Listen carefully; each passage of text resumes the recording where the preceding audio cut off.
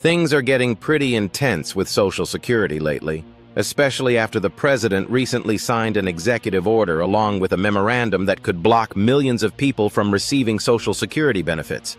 In this video, I'll break down exactly what was signed, who it affects, and what this could mean for the future of Social Security. Because let's be honest, there have been some major changes this year. If you've been watching my videos for the past few weeks or months, you already know what I'm talking about. There's been a huge wave of updates, some expected, many not.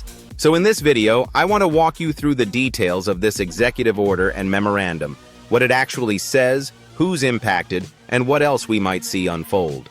And just a heads up, some of the language used in this order might sound a bit harsh. Please understand I'm simply quoting the terminology being used in the official documents. If it sounds offensive, that's not my intention. I'm just reporting the facts. So let's dive into it. The executive order and memorandum signed by the president explicitly target what the documents refer to as illegal aliens, a term used to describe undocumented individuals or those the administration considers ineligible for Social Security. According to this memorandum, under no circumstances will these individuals be eligible to receive Social Security benefits.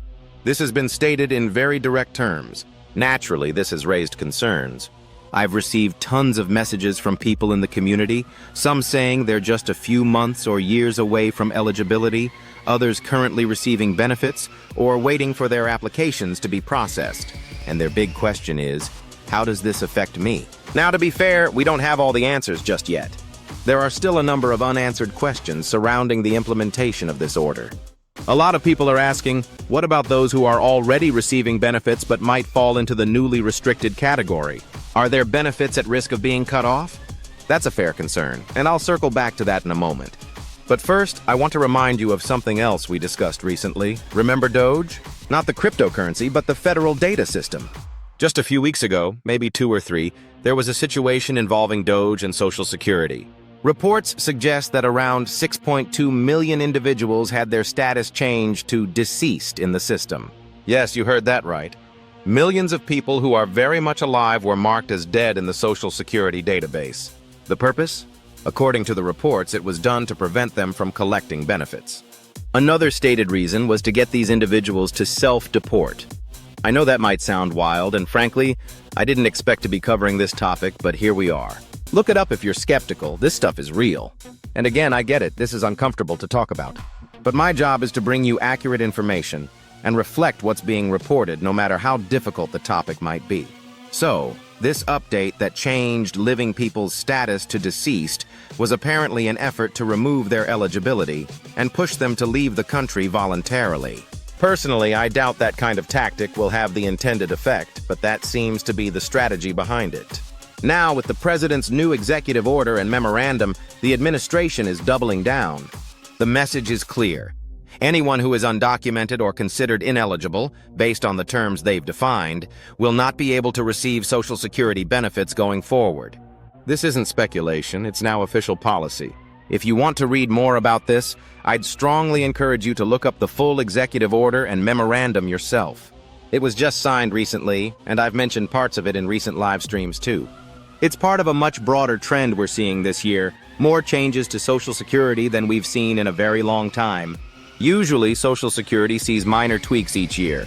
An adjustment here, a new rule there, maybe a press release or two. But in 2025, it's been a tidal wave. I've lost count of how many press releases and updates we've seen, maybe 20 or more, and we're not even halfway through the year yet. Old rules are being brought back, new ones are being introduced, and it's clear that this isn't over. Now, back to the big question I mentioned earlier. What about those individuals who are already receiving Social Security benefits, but now fall into the ineligible group described in the memorandum? Are their payments going to be stopped? Here's the honest truth. We still don't know. I've been digging into this and finding conflicting information. Some sources claim those people will immediately lose their benefits. Others suggest they might be grandfathered in because they've already been receiving payments. I don't have a definitive answer at the moment, but I'm actively researching this and will keep you updated as I learn more. From what I understand, the current focus of the memorandum is to block access for new individuals, those who are not already enrolled or receiving Social Security. The language strongly suggests that anyone not yet in the system and who falls into this ineligible category will be outright barred from accessing benefits. The policy is clearly trying to put a hard stop on any chance of Social Security eligibility for undocumented individuals moving forward. I hesitate to use the phrase, but it's like they're putting up a wall. Not physically, but in terms of benefit access. Again, I'm not trying to make light of the situation, just emphasizing the scale of the restriction. We may even see legal challenges over this. It wouldn't be surprising to hear court cases brought up in the coming weeks and months. But regardless of how that plays out, this is the current direction of policy, and it's already causing a major stir. If you're currently receiving Social Security benefits and you're a legal resident or citizen and you don't fall into this new restricted group, let me reassure you, your benefits should not be affected by this. I know many in this community are nervous and wondering if they'll lose their benefits. But as of now, if you're eligible and already receiving payments, there's no indication that your benefits are at risk due to this new policy.